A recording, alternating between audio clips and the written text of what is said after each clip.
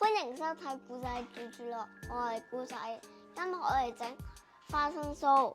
咁講下啲材料先，有糖、泡打粉、梳打粉、粟米油、低筋麵粉同埋花生。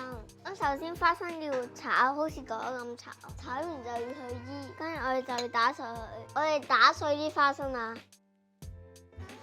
大約打到咁碎得啦。我哋放咗個蛋入去，跟住加晒啲糖入去，加埋油落去，跟住就要攪勻佢。跟住我哋會倒個低筋麵粉落去，跟住攪勻佢。泡打粉、麵粉一齊攪，落晒啲花生碎，跟住攪勻佢。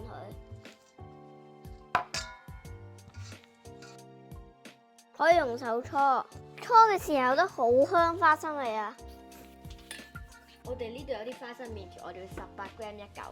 咁之後咧，我哋就可以將呢個花生麵團壓扁，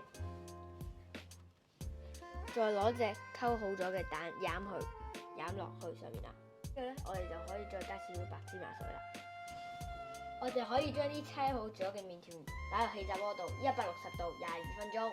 而家我哋試下第一批先，氣炸鍋160度22分鐘。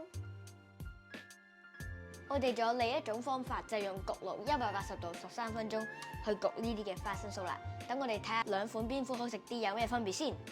我哋仲有5分鐘就整好啦，你望下個樣，好脆咁啊！我哋準備打開啦，好期待啊！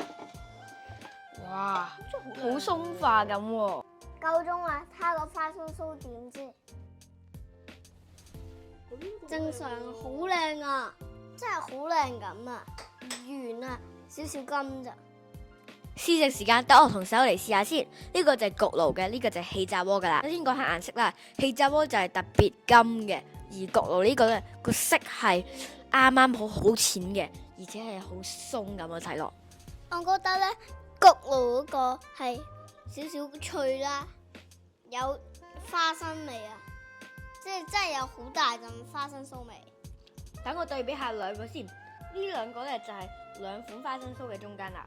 睇落都好似好鬆咁，但係呢個就唔止花生酥，就應該鬆好多啦個樣睇落。焗爐嗰個咧係好鬆化嘅，相比起呢個氣炸鍋嘅咧，佢話特別脆，但係冇咁鬆化。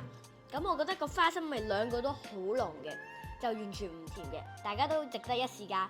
Like and subscribe，拜拜。